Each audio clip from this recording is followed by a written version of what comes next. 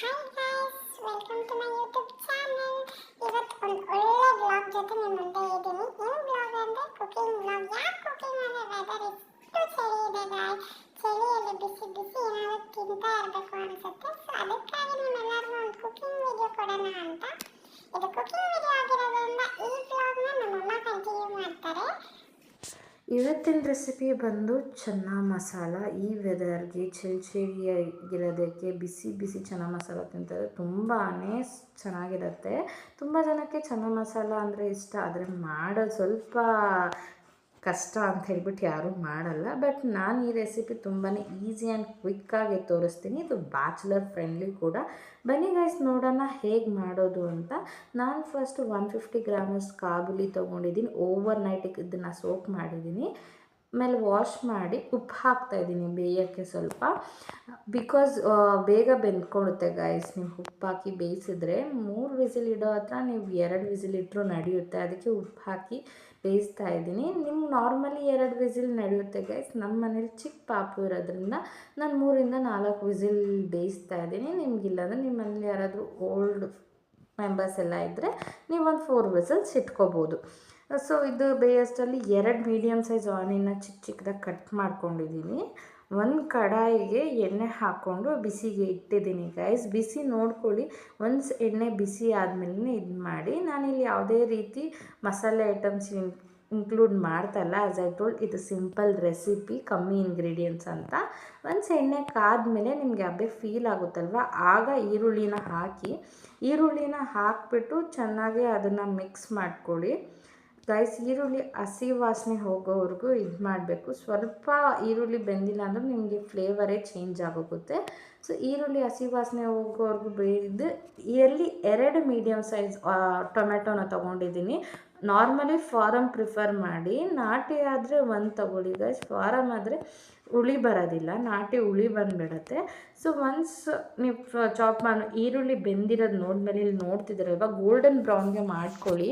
ಇಲ್ಲಿ ಸ್ವಲ್ಪ ಸೀದೋಗಿದೆ ಬಿಕಾಸ್ ನಾವು ವೀಡಿಯೋ ಮಾಡಿಕೊಂಡು ಅಡುಗೆ ಮಾಡ್ತಾಯಿದ್ದಿದ್ದು, ಅದಕ್ಕೆ ಸ್ವಲ್ಪ ಇಷ್ಟೊಂದು ಬೇಡ ಗೈಸ್. ಮೀಡಿಯಮಾಗಿ ಗೋಲ್ಡನ್ ಬ್ರೌನ್ ಬಂದರೆ ಸಾಕು.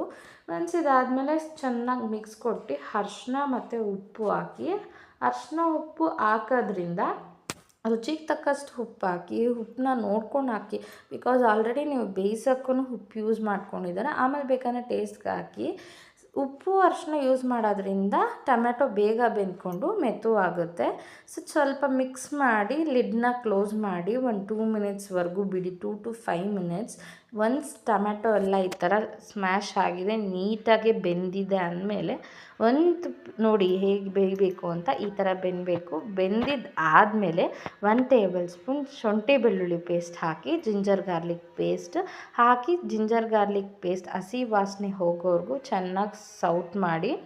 ಒನ್ಸ್ ಹಸಿ ವಾಸನೆ ಹೋಗಿದೆ ಅಂತ ಫೀಲ್ ಆದಮೇಲೆ ನಿಮಗೆ ಇದಕ್ಕೆ ರುಚಿಗೆ ತಕ್ಕಷ್ಟು ಖಾರದ ಪುಡಿ, ನಿಮ್ಗೆ ಎಷ್ಟು ಕಂಟೆಂಟ್ ಬೇಕೋ ಅಷ್ಟು. ನಾನಿಲ್ಲಿ 1 ಸ್ಪೂನ್ ಹಾಕಿದ್ದೀನಿ. ಮತ್ತು ಧನಿಯಾ ಪುಡಿ 2 ಸ್ಪೂನ್ ಹಾಕ್ತಾಯಿದ್ದೀನಿ. ನಿಮಗೇನಾದರೂ ತುಂಬ ಲೈಟಾಗಿ ಬೇಕು ಮಸಾಲೆ ಅಂದರೆ ನೀವು 1.5 ಹಾಕ್ಕೋಬೋದು. ನನಗೆ ಇಲ್ಲಿ ಚಳಿ ಇರೋದ್ರಿಂದ ನಾವಿಲ್ಲಿ ಮೈಲ್ಡ್ ಪ್ರಿಫರ್ ಮಾಡ್ತಾಯಿದ್ದೀವಿ. ಸೊ ಇದಾದಮೇಲೆ ಚೆನ್ನಾಗಿ ಮಿಕ್ಸ್ ಕೊಡಿ ಗೈಸ್. ಒನ್ಸ್ ಮಿಕ್ಸ್ ಕೊಟ್ಟಾದಮೇಲೆ ಇದಕ್ಕೆ ಹಾಫ್ ಇಲ್ಲ 3/4 ಭಾಗದಷ್ಟು ಚನ್ನ ಮಸಾಲ ಹಾಕಿ. ಆ್ಯಸ್ ಐ ಟೋಲ್ಡ್, ನಿಮಗೆ ಕಮ್ಮಿ ಬೇಕು ಅಂದರೆ ಅರ್ಧ ಹಾಕ್ಕೊಳ್ಳಿ, ಇಲ್ಲ ಮೈಲ್ಡ್ ಇದ್ದರೂ ಪರವಾಗಿಲ್ಲ ಮಸಾಲೆಸ್ ಅಂದರೆ 3/4 ಭಾಗ ಹಾಕ್ಕೊಳ್ಳಿ. ಇಲ್ಲಿ ನೋಡಿ 3/4 ಭಾಗ ಹಾಕ್ತಾಯಿದ್ದೀನಿ. ಸೊ ದಟ್ ನಿಮ್ಗೆ ಒಳ್ಳೆ ಫ್ಲೇವರ್, ಒಳ್ಳೆ ಟೇಸ್ಟ್ ಸಿಗುತ್ತೆ. ಆದರೆ ಆ್ಯಸ್ ಇಟ್ ಟೋಲ್ಡ್, ನೀವು 3/4 ಪ್ಯಾಕೆಟ್ ಹಾಕಿದ್ರೆ ನಿಮಗೆ ಮೈಲ್ಡ್ ಇರುತ್ತೆ ಗಾಯ್ಸ್, ಅಂದರೆ ತುಂಬ ಜಾಸ್ತಿ ಇರುತ್ತೆ ಮಸಾಲೆ. ನಾನು ಜಾಸ್ತಿ ಇರೋ ಮಸಾಲೆನೇ ಪ್ರಿಫರ್ ಮಾಡ್ತೀನಿ. ಸೊ ಅದಕ್ಕೆ ನಾನು 3/4 ಪ್ಯಾಕೆಟ್ ಹಾಕಿದ್ದೀನಿ. ಚೆನ್ನಾಗಿ ಮಿಕ್ಸ್ ಆದಮೇಲೆ ಇದು ಸ್ವಲ್ಪ ಗಟ್ಟಿಯಾಗಿದೆ. ಅದಕ್ಕೆ ಒಂದು ಕಾಲಿಲ್ಲ ಅರ್ಧ ಲೋಟದಷ್ಟು ನೀರು ಹಾಕ್ಕೊಳ್ಳಿ. ಬಿಕಾಸ್ ಆಮೇಲೆ ಬೇಯಿಸಿರೋ ನೀರೆಲ್ಲ ಹಾಕಬೇಕಲ್ವ. ನಾನು ಬೇಯಿಸಿರೋ ನೀರು ವೇಸ್ಟ್ ಮಾಡಲ್ಲ, ಅದಕ್ಕೆ ಕಮ್ಮಿ ಹಾಕ್ಕೊಂಡಿದ್ದೀನಿ. ನೀವೆಲ್ಲ ಬೇಯಿಸಿರೋದು ಬಿಸಾಡೋ ಆಗಿದ್ದರೆ ಸ್ವಲ್ಪ ಜಾಸ್ತಿನೇ ನೀರು ಹಾಕ್ಕೊಳ್ಳಿ. ಒನ್ಸ್ ಅದು ಮಸಾಲೆದೆಲ್ಲ ಫ್ಲೇವರ್ ಹೋದ್ಮೇಲೆ, ಅಂದರೆ ಚೆನ್ನಾಗಿ ಹಸಿ ವಾಸನೆ ಹೋದ್ಮೇಲೆ, ನೀವು ಇಲ್ಲಿ ಹಸಿ ವಾಸನೆ ಹೋದ್ಮೇಲೆ ನೀವು ಇದಕ್ಕೆ 8ರಿಂದ 10 ಬಾದಾಮಿನ ಒಂದು 2 ಅವರ್ಸ್ ನೆನೆಸಿ ಇಟ್ಕೊಳ್ಳಿ. ಇದು ಆಪ್ಷನಲ್, ನೀವು ಬೇಕಂದರೆ ಹಾಕೋಬೋದು, ಇಲ್ಲಾಂದರೆ ಫೈನ್. ಇದು ಹಾಕೋದ್ರಿಂದ ಥಿಕ್ ಕನ್ಸಿಸ್ಟೆನ್ಸಿ ಬರುತ್ತೆ ಅಂತ ನಾನು ಹಾಕಿದ್ದೀನಿ. ಸ್ವಲ್ಪ ವಾಟ್ರೆಲ್ಲ ಹಾಕಿ ಈ ಥರ ಬಂದಮೇಲೆ ನೀವು ಏನು ಬೇಯಿಸಿಟ್ಕೊಂಡಿರ್ತೀರಲ್ವ ಅದನ್ನು ಇದಕ್ಕೆ ಹಾಕಿ, ಕಾಬೂಲಿನ ಬೇಯಿಸಿನ ನೀರು ಸಮೇತ ಹಾಕಿ, ಸೊ ದಟ್ ನಿಮಗೆ ಅದರಲ್ಲಿರೋ ಪ್ರೋಟೀನ್ಸ್, ವಿಟಮಿನ್ಸ್ ಏನು ಮಿಸ್ ಆಗದೆ ಇರೋ ಥರ ಇರುತ್ತೆ.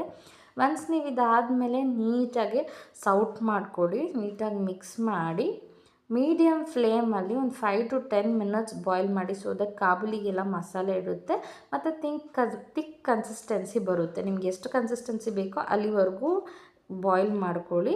ಇದನ್ನು ಚಪಾತಿ, ಪೂರಿ, ಗೀ ರೈಸ್ ಅಂಥದಕ್ಕೆ ತಿನ್ನಿ ಗೈಸ್, ತುಂಬ ಚೆನ್ನಾಗಿರುತ್ತೆ.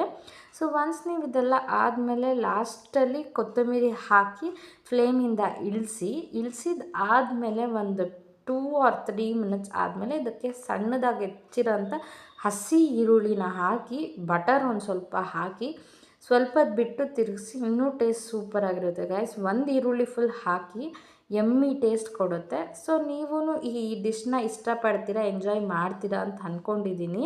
ಆ ಬಟರ್ದು ನಾನು ಈಗ ಪೇಸ್ಟ್ ಮಾಡ್ತಾಯಿದ್ದೀನಿ ಕ್ಲಿಪ್ನ, ನೋಡ್ಕೊಬನ್ನಿ ಗಾಯ್ಸ್. ನೋಡಿದ್ರಲ್ಲ, simple and easy chana masala recipe. ನಾವಂತೂ ಇದನ್ನು ಚಪಾತಿಗೆ ತಿಂದ್ವಿ. ಸೊ ಇಲ್ಲಿಗೆ ಇವತ್ತಿನ ಬ್ಲಾಗ್ ಮುಗೀತು guys. Take care, love you all, bye bye.